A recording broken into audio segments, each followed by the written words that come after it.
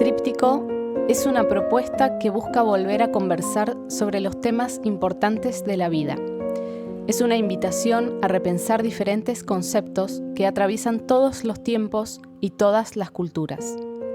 En cada episodio abordaremos un tema desde 3 perspectivas diferentes. Somos 3 personas con 3 profesiones distintas reflexionando sobre lo mismo, lo humano, en tiempos de deshumanización.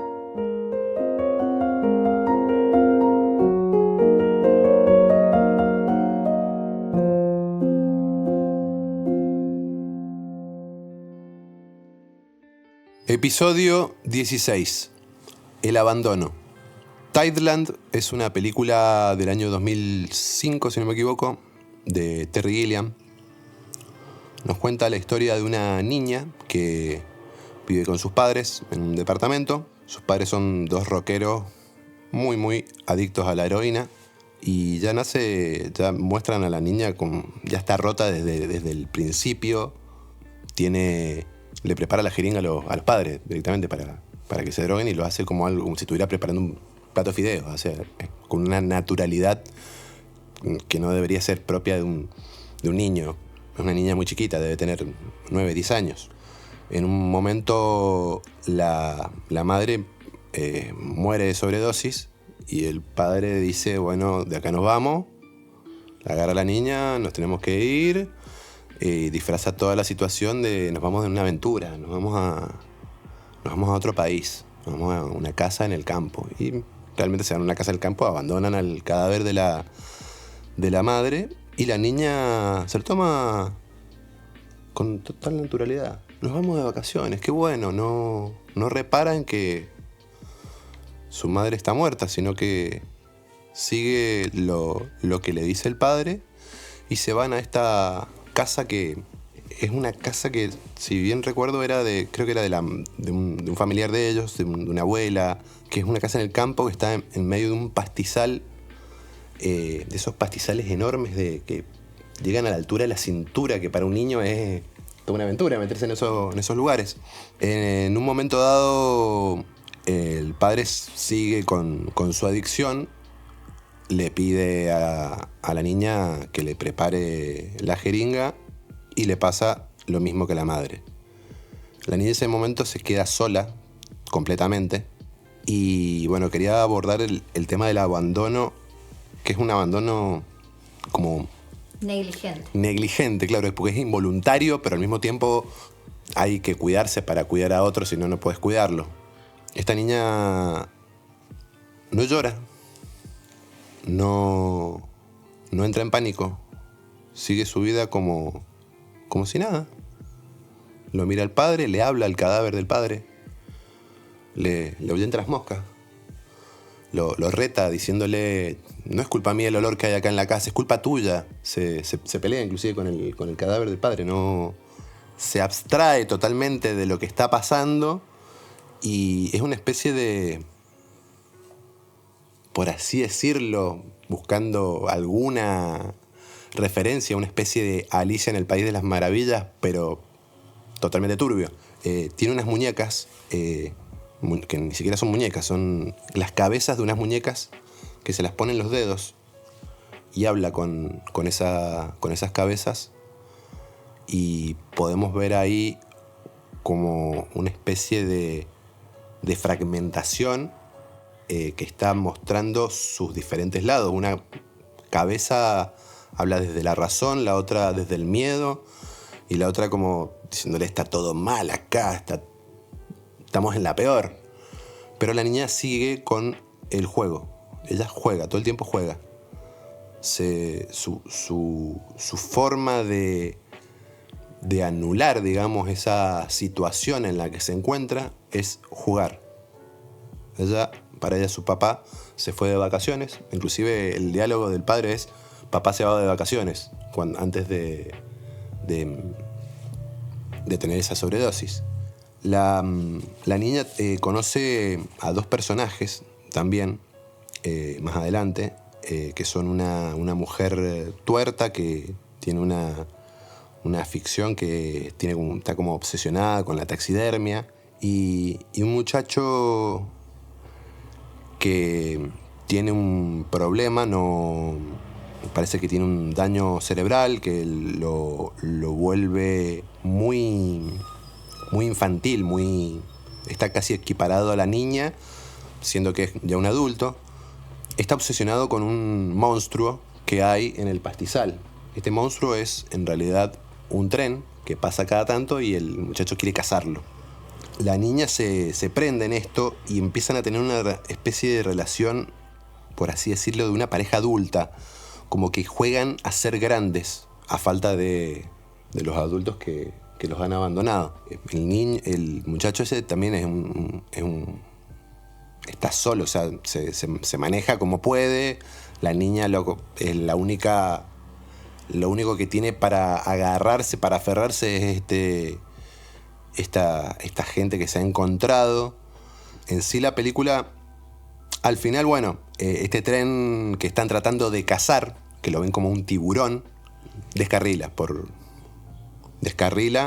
y en este accidente una mujer la ve a la niña ahí entre medio de los escombros y piensa que es un sobreviviente del mismo tren, la abraza y queda ahí un final rarísimo que es muy ambiguo porque vos decís, ¿se salvó realmente o va a chocar contra esta realidad que viene escondiendo y va a colapsar porque una niña tan chiquita? Me pasó mucho de pensar esta película como pensar mucho en la gente que vive en la calle y cómo se refleja un poco esto de el abandono de la sociedad hacia los que están por debajo, los que piden, los que viven abajo un puente, los que reparten estampitas, cómo los vemos, los ignoramos a veces ayudamos, pero están ahí y es un abandono que está prácticamente invisible, no es parte del paisaje y es muy triste pensarlo de esa manera, cómo llega a ese punto en el que ver a una persona pidiendo en la calle, viviendo en la calle, lo normalizamos. Y es parte de... Es lo mismo que ver una paloma, es lo mismo que ver a un vendedor, es lo mismo que ver a una persona que va de traje, es lo mismo. Y no es lo mismo. Realmente es alguien que está tratando de sobrevivir cuando uno tiene tantas cosas, ¿no? Pero que a la vez, bueno, al menos yo me pregunto cómo se llega a ese lugar también. Seguramente que vengan de muchos otros abandonos o muchas otras instancias de desprotección. Por supuesto que, no sé, es difícil, o al menos yo no me atrevo a establecer una causa o una explicación para todas esas personas, porque llegan entre comillas, a esa situación de vida. Pero bueno, sí cabe la pregunta de esto, de qué otros abandonos viene, qué nociones hay de eso, o qué vivencias hubo de eso o no hubo.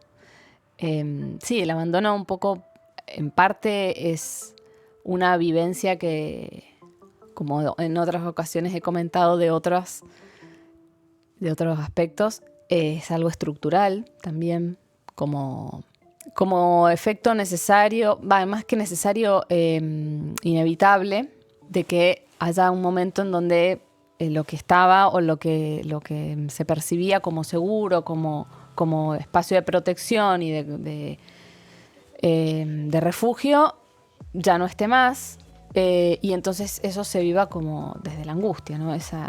Y que es una angustia que en sí mismo es como irreparable y que después podríamos decir que va a iniciar como una cadena o una serie de otras posibles angustias que puedan deberse a eso, que es ese primer desamparo, desprotección, desvalimiento también se le puede llamar. Freud acuñó un término específico para eso, en alemán, pero bueno, hacía referencia a esto, a esa vivencia, esa angustia ante la pérdida de esa referencia, de esa primera ligazón. Y que bueno, como en todo, ¿no? Hay que ver de qué manera eso se elabora o qué qué posibilidades se arman ahí para poder sobrellevar eso sin estar permanentemente en ese estado de angustia, porque es un estado, bueno, obviamente difícil de sobrellevar, y a la vez, como decía, va a repetirse en alguna otra, o va a encontrar como un eco en otras instancias. Y que la única posibilidad, o la posibilidad más alcanzable, es encontrar, podríamos decir, o crear, producir, ¿no? A través de, puede ser desde la fantasía, puede ser del juego, como en el caso de esta niña, puede ser de algo artístico, una especie de refugio o de sustitución de eso que se ha perdido, ¿no? Un escudo. Sí, un escudo o refugio también puede ser para muchas personas, qué sé yo, determinadas prácticas o actividades que a veces han venido un poco porque el entorno las ha ofrecido o porque las han descubierto por sí solos, pero qué sé yo, hay gente que escribe desde siempre, desde niño, desde que tiene memoria, como se dice, y encuentra ahí un refugio, encuentra ahí una especie de apaciguamiento tal vez de esa angustia, o quienes bailan, o quienes, no sé, establecen lazos con otras personas. Bueno, como decía, la misma fantasía, el mismo juego también es una posibilidad o un mecanismo, podríamos decirlo también, para encontrar ahí un alivio a la angustia. Qué piñazo, ¿no? Arrancamos livianito el episodio. Sí. Bien, pum, para arriba. Sí. Bueno. La verdad que es un tema áspero. Uh-huh. Y como decía la Fedra, es siempre y cuando uno tenga conciencia de sus abandonos, porque hay mucha gente muy abandonada que no lo siente como un impacto y sigue adelante en su vida, pero con una huella profunda que lo condiciona. Y está el que sí se da cuenta y también tiene una huella profunda que lo condiciona. O sea, no hay forma, es ineludible. Así uno sea consciente o inconsciente del abandono sufrido en uno mismo, deja secuelas y te va estructurando un sistema de pensamiento que después condiciona, valga la redundancia, nuestras posibilidades, nuestra potencialidad, nuestra forma de ver la vida. Yo pensaba en las distintas formas de abandono, porque el Augusto nos trae una historia de abandono como por irresponsabilidad, ¿no? Y esta víctima que no elige esta situación, pero también están los abandonos que nosotros, de manera personal, ya no sociales, decidimos hacer. Esto que está tan de moda ahora, el soltar. Soltar es en parte abandonar. Abandonar proyectos, abandonar creencias. Y siempre en ese sentido del abandono hay planteos filosóficos que nos tenemos que hacer, como por ejemplo, esto que tengo ahora, esta realidad o esta situación que quiero abandonar o que me estoy planteando abandonar, ¿me hace más libre o más esclavo? ¿Estoy acá por amor o estoy acá por miedo? Y en esas circunstancias en donde uno planea o se replantea seguir con lo que uno está haciendo, a veces a pesar de los resultados, con un tesón y a veces con una obstinación que no corresponde a los resultados, uno se ve obligado muchas veces por las circunstancias a plantearse ciertos abandonos que uno debe hacer. Y es difícil dejar esas instancias de mundo conocido, esa zona de confort que suele llamarse hoy, pero siempre esa situación de riesgo que incluye ese abandono voluntario nos está planteando qué es lo que nosotros realmente queremos hacer. O sea, si esto que abandonamos, el abandono de esta situación o de esta creencia, nos va a llevar más a lo que queremos ser. Y esa duda, esa transición, ese momento de inestabilidad, de soltar, digamos, la liana, de ese salto al vacío, es la prueba de que sí podíamos elegir otra cosa. Ese estado de angustia que nos produce el abandonar voluntariamente una cosa. Es la prueba de que sí existe otro mundo posible, que es inhóspito, que va a ser seguramente difícil, que va a ser una transición lenta, pero que sí es posible. Muchas veces el planteo del abandono genera un abismo que da miedo, ¿no? Sí, obviamente. Abandonar una creencia. Dejar de creer en algo que uno creía da miedo. Da miedo porque te mete en un mundo que... Sí, incertidumbre sobre todo. Incertidumbre, que claro, sin vértigo. una cuestión que uno desconoce totalmente. Hay como una concepción de un abandono mal y un abandono bien. Abandonar bien, que sería soltar, implica una sabiduría. Y abandonar mal, como en el caso de la película, implica una cobardía. Sí, sí, o eso, o negligencia o falta de responsabilidad también. Como que puede ser un signo de madurez o de inmadurez, tal vez, dependiendo de cómo se lo conciba o de qué se trate. Pero sí puede tener también esta otra connotación de que a veces hay lugares como posicionamientos o elecciones que terminan siendo como un corset, como una especie de limitante. Claro, exactamente. Entonces, por ahí abandonar eso, que es abandonar, por ejemplo, la comodidad o lo conocido, lo manejable, obviamente genera ese vértigo de qué hago ahora, pero también es una posibilidad y es una oportunidad para desplegar otras cosas, ¿no? No deja de ser, otra vez no recuerdo dónde fue que... veía un video que hablaba del vacío, y que el vacío tiene un poco esa connotación de algo que genera horror, que genera, no sé, como mucha distancia, o distancia como alejamiento, pero también es una posibilidad de creación. O sea, pero bueno, el punto es el lienzo en blanco, ¿no? O la hoja en blanco, de que a veces se habla de esa incertidumbre y esa angustia de qué hago, por dónde empiezo, qué me invento. Pero a la vez es necesaria para poder inventar algo. Si ya hubiera algo inventado, no se quita o se limita mucho más esa posibilidad. Entonces, eso, tiene una doble, está bueno pensarlo también con esa doble posibilidad, o como doble connotación. El abandono que se sufre, pero también está el abandono necesario, tal vez. Necesario, o posibilitador. O voluntario, claro. Tiene mucha relación la palabra abandono con el poder. Porque etimológicamente abandonar es entregar al poder de otro. Bando era un documento real que era una proclama de poder de los reyes. Cuando había un bando, era una orden.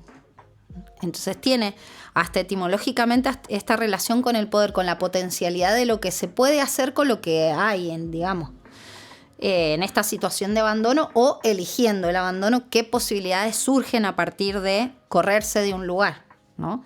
También la palabra bandido sale de ahí, el que está fuera de bando, ¿no?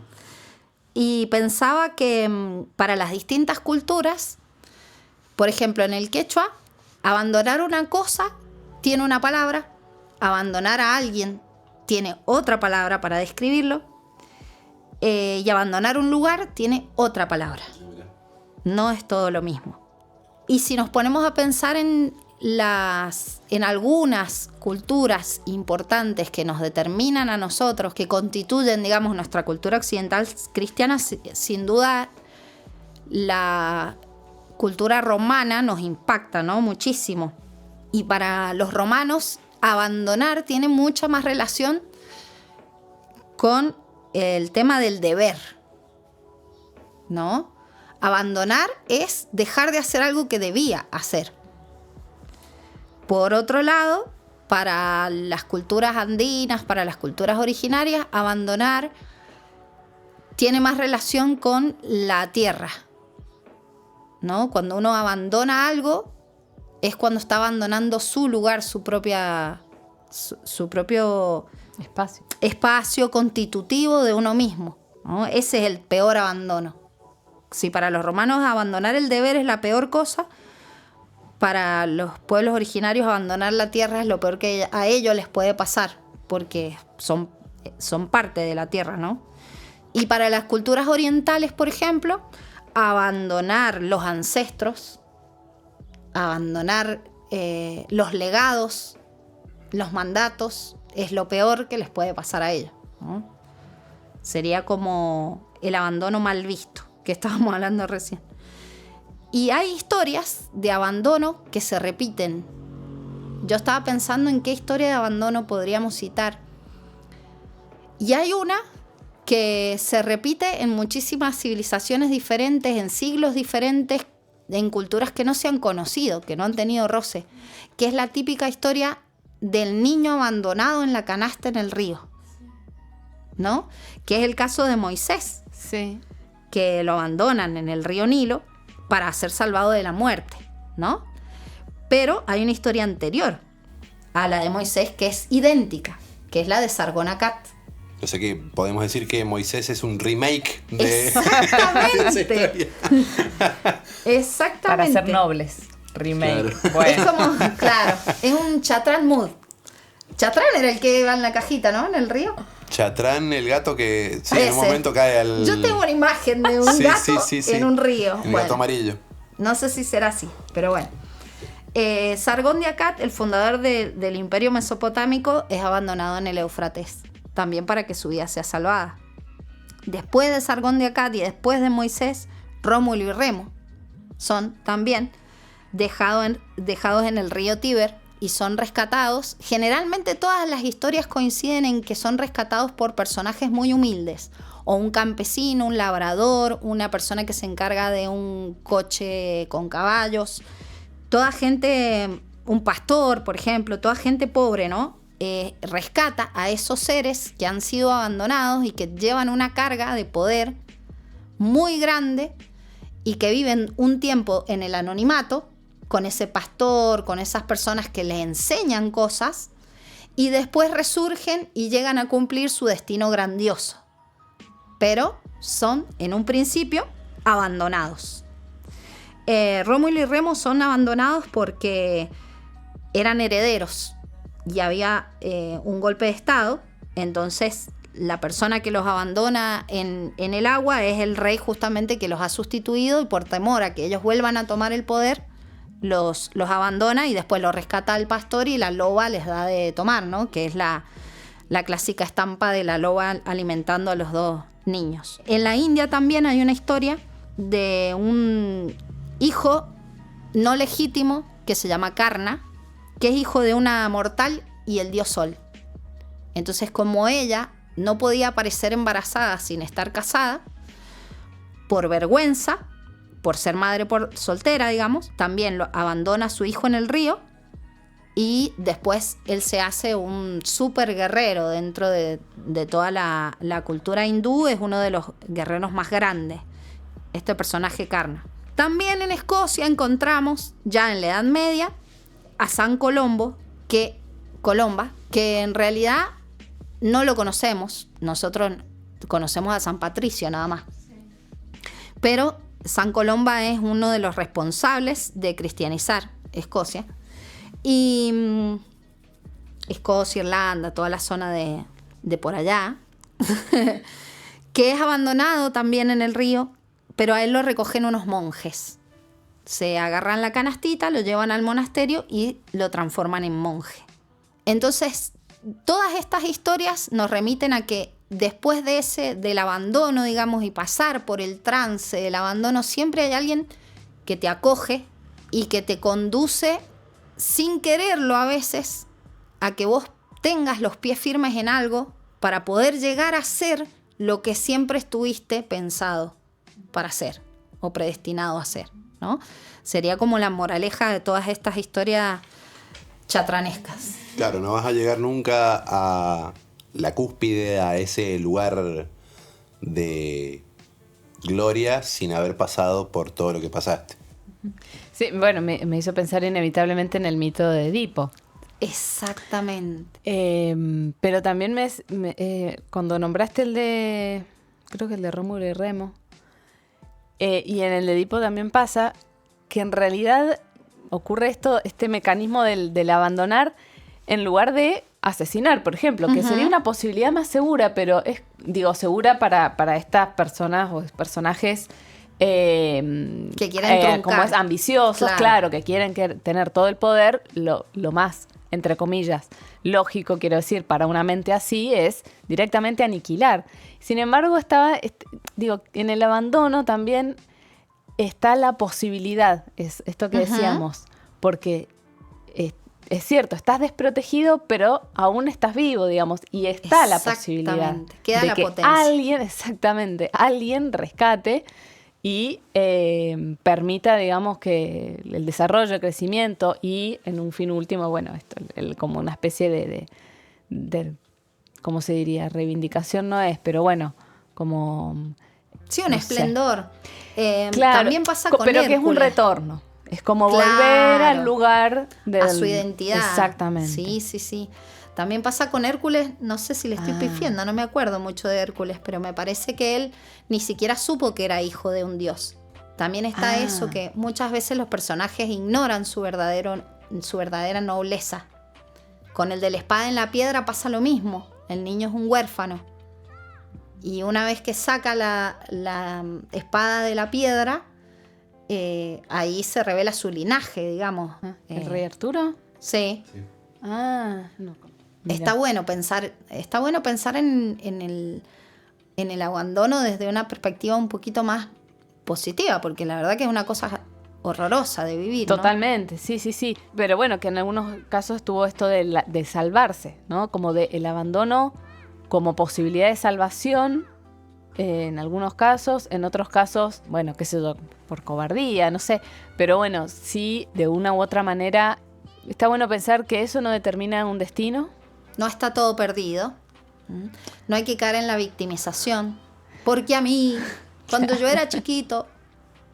Más allá de que eso genere marcas muy, muy difíciles de tal vez supuesto. elaborar y demás, pero eso, no deja de ser, vuelvo a esto, una posibilidad.